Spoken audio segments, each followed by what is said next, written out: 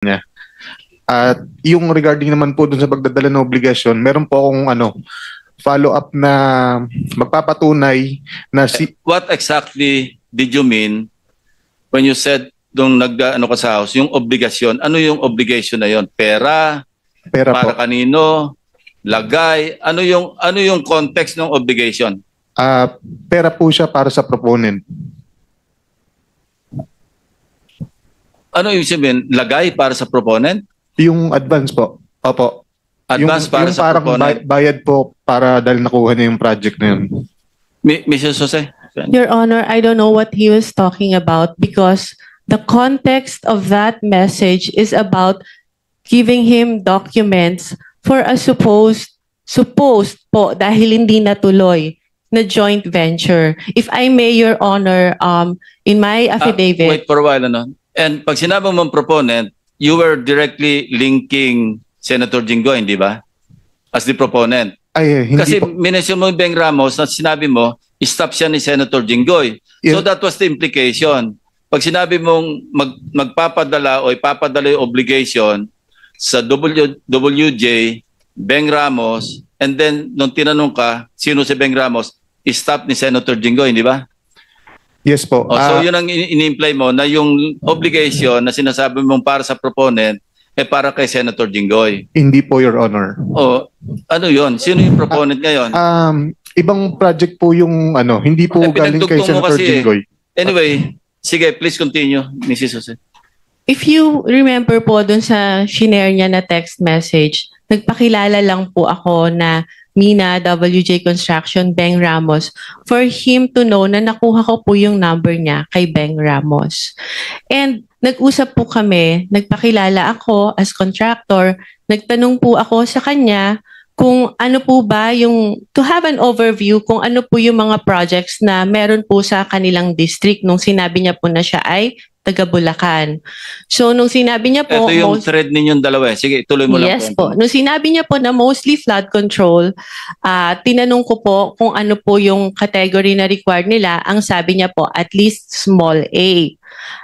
Sabi ko po sa kanya, hindi po pala kami pwede because our flood control category is only small B. So baka hindi na po kami tumuloy.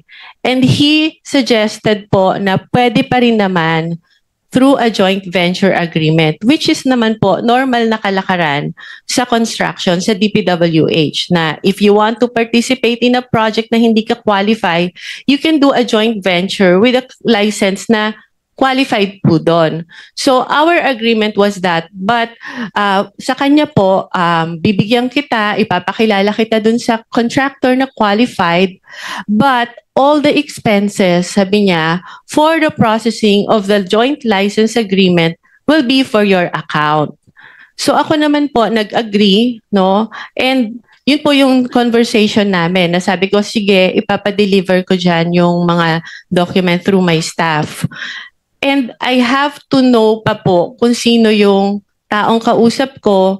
Kaya medyo ano pa rin po ako medyo cautious pa rin po ako. I want my staff to go there para makilala po siya at kung sino yung contractor na sinasabi niya. Mr. Chair, may I interject? Mr. Chair, Yes, Senator with the permission of Senator Bryce, nung nag-testify ka sa House, matibay yung salita mo na si Miss, ano pangalan? Mina po. Mina, ay magdadala ng pera sa proponent. At ang binanggit mo sa House, si Senator Jinggoy. Di ba? Sa House. Your Honor, nakalink lang po na ang pakilala kay kay Ma'am Mina and Ma'am Beng is staff po ni Sen Jinggoy, pero hindi po specifically sinabi ko na yung proponent is para po kay Senator Jinggoy. Ayun, malinaw ngayon. Ina-attribute mo lang bale kay Senator Jinggoy dahil stop niya si Beng, tama? Hindi po. Ibang projects po yung sinasabi ko na nakatag po kay Senator Jinggoy. Hindi po yung specifically noong 2022. O iba na naman ang sinasabi mo. Ito munang isa-isa lang. Nag-iiba ka na naman ng ng salita. Excuse Sa me, House, with Senator Marcoleta, with the indulgence of the other members, we are suspending the one follow-up question because of the sensitivity of this issue. Okay. We want to resolve this and get to the bottom of this. So, with your indulgence, baka pwedeng suspend natin yung one follow-up question. Mag-freewheeling muna tayo. Sandali. No? Thank you. Thank you, Mr. Chair. So, pero malinaw, merong magdadala, sinabi mo. Ang magdadala si Miss Mina, tama? It's either Miss Mina or Beng Ramos po. Pero merong dadalhin, di ba? Yes po. Malinaw na malinaw yon. Walang Opo. problema doon. Wala pong problema Ngayon, doon. sinabi mo na hindi naman pala si Senator Jinggoy. Specifically, hindi po si Senator Okay, Jinggoy. kanino kaya yon? Proponent lang po ang sinabi sa akin ni boss. Sino nga? Sino yung proponent? Wala, naka-blind po ako doon kung sino pong proponent po. Blind siya kung sino proponent, pero nung nag-testify ka sa House, tahasan sinabi mo, ako at si Senator Joel Villanueva ang pinangalanan mo. At Opo, sinabi mo rito, sabi ni Congressman Ridon, sorry, excuse me, before proceeding, can we state for the record again who is Beng Ramos? Ang sagot mo, she is the staff of Senator Jinggoy Estrada po. Sagot ni Ridon, staff of Senator Beng Ramos is a staff of Senator Jinggoy Estrada. Ang sagot mo, yes po, Your Honor. Oh. Hindi ko siya naging staff kahit kailan, simula nung pumasok ako sa Senado noong 2004 up to the present. Hindi ko naging staff si Beng Ramos. How did you come to that conclusion na naging staff ko si Beng Ramos? Your Honor, si Boss Henry po ang nagpakilala sa akin. No.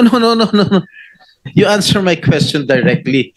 How did you come into that conclusion na staff ko si Beng Ramos?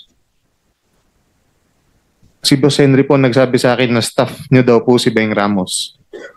Paano malalaman ni Alcantara yan? Mr. Alcantara, can you confirm his statement? Respectful din na, Your Honor. Hindi ko nga po kilala itong pangalan ito, Mina.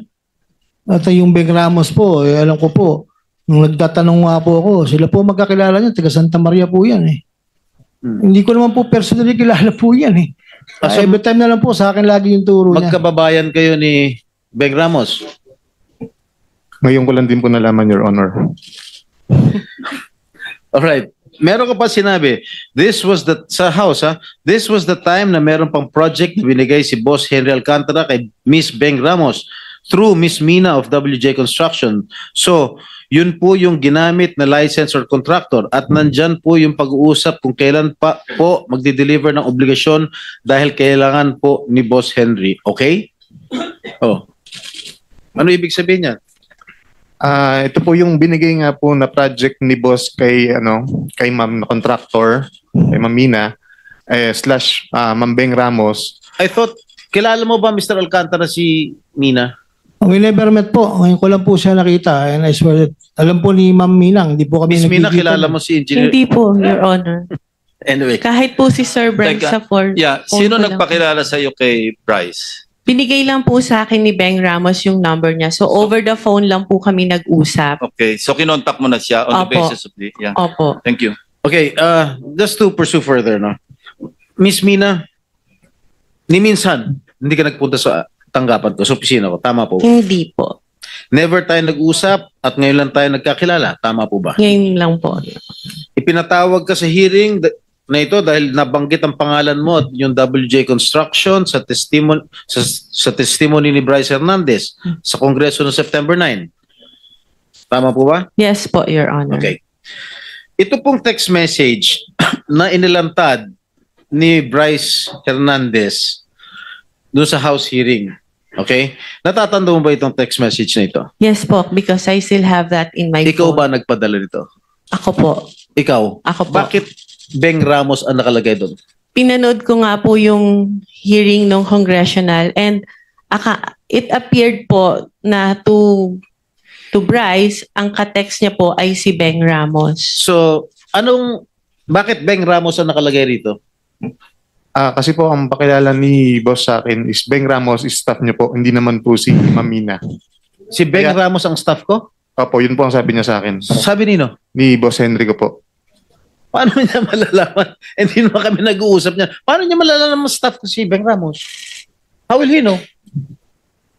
Hindi ko rin po alam. Yun lang po ang sinabi sa akin ni Boss Henry. Kaya po Alam mo, nagkaroon po kami ng connect ni Alam mo, Ma'am Beng Ramos tsaka si alam mo, Ma'am Mr. Mina. Bryce, masyado ka na nagsisinungaling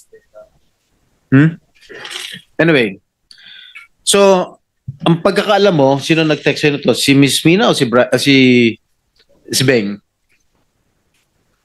Ayan po. Nakalagay po pala yung akala ko po, si Ma'am Beng Ramos. Pero si pala, Ma'am Mina ng WG Construction po. Okay. Ito, nangyari ito December 10, 2022. Just for the record. Tama po ba? Opo, Your Honor. Sabado itong, Sabado to, December 10, 2022. Kaupo lang namin mga bagong senador nun. Okay? Senator Jinggoy, Yes. with the, Yes, please. Mr. Chair, Go ahead, please. interjection lang, Mr. Senator Jinggoy, kung baka pwedeng to give clarity, saan yung Beng Ramos na yan? Paupuin natin dito. Mr. Chair. Yes. I have conferred already, if I may, I have conferred with the chairman of the Senate Blue Ribbon due to humanitarian reasons because she is suffering from stage 4 cancer. So, kawawa naman. We decided against inviting her because she's undergoing chemotherapy. Well noted, Mr. Chair. Thank you. Sorry, I don't know about that information. Thank you. But sana, para maklaro ito. But thank you, Mr. Chair. Okay.